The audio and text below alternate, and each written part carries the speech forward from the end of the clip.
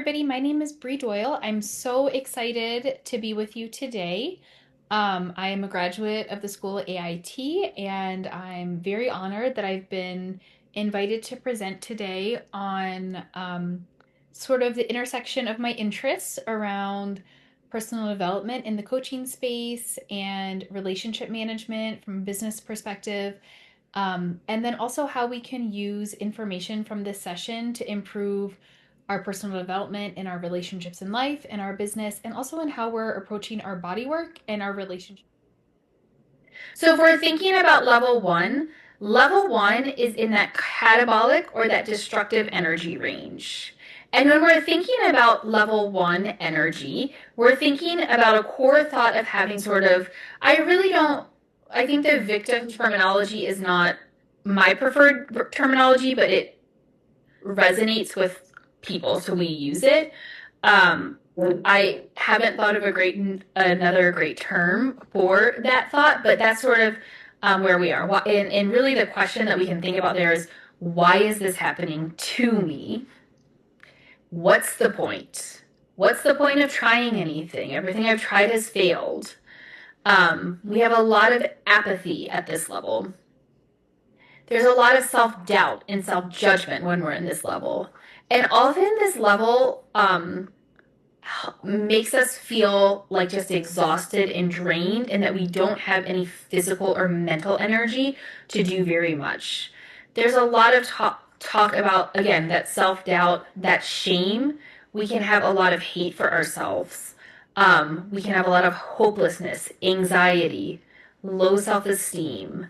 The focus is very centered on self, and it's not necessarily centered on self in a way of narcissism that you would see out, on Instagram or something, but it's really focused on that like mental and emotional hopelessness, and that there's really no way to see outside of the pain, the guilt, the worry, the fear, or the embarrassment that somebody might be facing at this level.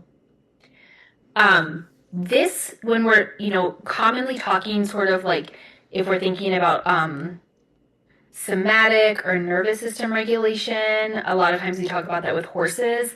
We would talk about this sort of as a freeze response. We're just shutting down our body. And the thing that's important to think about when we're thinking about horses, for instance, is that, or any prey animal, is that freeze response serves a purpose.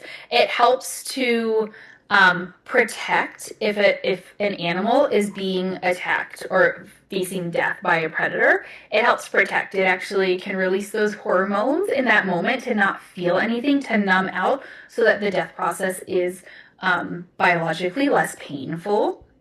However, we know, if a horse is being chased by a mountain lion, for instance, and they have that freeze response and those hormones are released so that they can just numb out, when they have the perceived threat is gone, they'll get up and shake it off, and those hormones have some place to move in their body.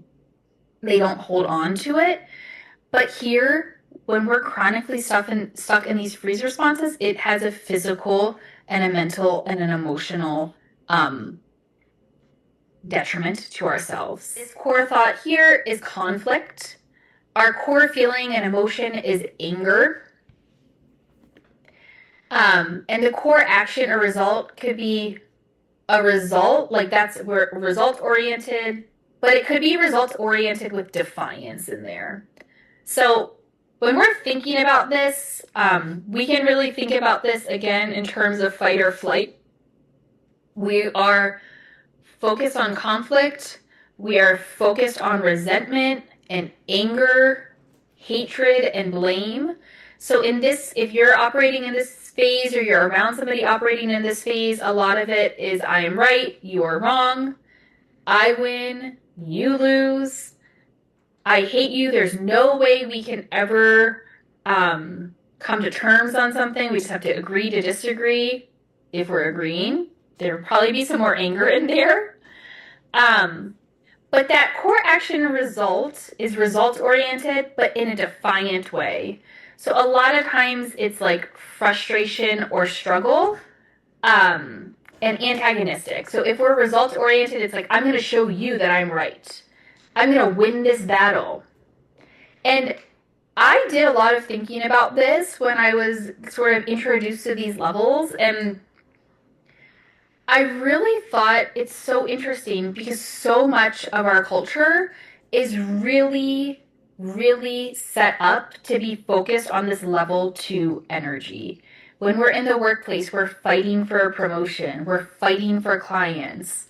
Um, in our social media culture, it looks like we're building community, but a lot of times it's like, I'm going to show you that I'm right or I'm wrong. I mean, how many times do we see that with anybody posting things about horse related things, that the way that they're doing something is wrong without even asking any questions or being open to the opportunity that there could be something, being curious that there could be something available that could help that person. There's just constant conflict and constant stress in this level. And when we're forcing people to do things, things can get done in this kind of environment. Think about if you're cramming for a test in school. You can do it and you can pass that test, but the long-term effects are not sustainable. So if we're constantly showing up to work and having to feel like we're in competition with our coworkers or competition with another body worker, or we're constantly having to tell people why they're wrong, that's not long-term sustainable. That's where a lot of burnout happens and a lot of dissatisfaction happens. It's important in this level that we're taking responsibility for our own feelings and our own emotions and our own thinking, and not just going on autopilot to conflict. We need to be able to think about how we are being part of that scenario. Fascinating energy here, and we're going to move into level 4 energy, which is fully in the anabolic zone now. And again, just like every level, we have our advantages and disadvantages.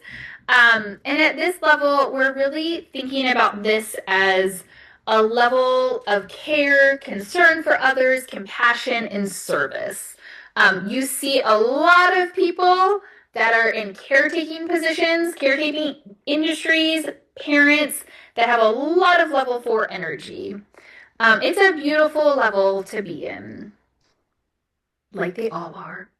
Um, the main thing here in our thought patterns is concern. We're constantly concerned for others. We're constantly concerned on others reaching their full potential, winning, having full love, having full life experiences. So you can see why a lot of parents have a lot of this energy, a lot of caretakers, a lot of teachers, a lot of nurses and medical professionals have a lot of this energy, social workers, body workers. We also have in this energy a lot of compassion. We're feeling grateful for a lot of things. We love, we care, we lead with service. We are really focused on, having this idea of how can I support others? How can I help someone else succeed? How can I fix the problem for them? So the dangers of this level can also be that we're so focused on others that we're not focused on ourselves. So when we're in this level and we have that ability to focus on ourselves and to apply level 4 care, concern, compassion, and problem solving for self, that's a really strong place to be. But often we see the disadvantage of this level of being so focused on others that we lose care for selves. So this again has a large connection with burnout, because in level 3, we're protecting ourselves from being burnt out because we're just saying, I'm winning and I'm going to tap out when I'm no longer winning, but I'll do what I need to do. In level 4, we're so focused on others that we may not be in tune with where we're tapping out or violating our own values, and not taking care of ourselves. It also can be problematic to have the receiving end of level 4, because if we're constantly fixing other people's problems, or somebody like was telling me the other day about being a lawnmower parent or a lawnmower horse trainer or a lawnmower dog parent, or owner or person, is that we take down all the obstacles. We're constantly fixing problems before they're even a problem so that the other person does not experience any pain or discomfort. That's also problematic because we're not allowing the other person to feel um, all the full feelings of life and to learn the skills that they need for problem solving and things like that. So the awareness of these energy levels and taking into action your ability to clarify maybe this coming week when those energy levels are coming up for you. What are the circumstances when you feel yourself in those different energy levels, and how does it feel? Like, is it when you're in those energy levels, is it more just like, oh, this is just like an everyday thing, or is it a stress response? Because the key here is that we have a choice in how we're showing up, and um, you know, there are times that showing up in that level 2 anger energy, being very clear, being very forceful, and saying this is what I need, or level 3 where you're being very clear about like what I need from this situation. Those can be really beneficial times, but if everything in our life is causing us to be in that lower level energy, we also have an opportunity to reflect on how does that serve us. Um, and the idea here is that we just are giving ourselves awareness of different energy levels so that we can make a choice. These things aren't happening to us. We're not passively walking through our life, that we are actually choosing how we're walking through our lives. Um, and so one thing that's like a quote that is big in the training program that I went through, but we've heard in a lot of other places, is how you do one thing is how you do everything. And so for me, this relates to energy, not that I need to be in level 7 energy at all times, but I try to remind myself that I have the choice on how I show up. So if I'm constantly choosing how I'm showing up, then that's how I'm always going to be. I'm always going to be choosing how to show up.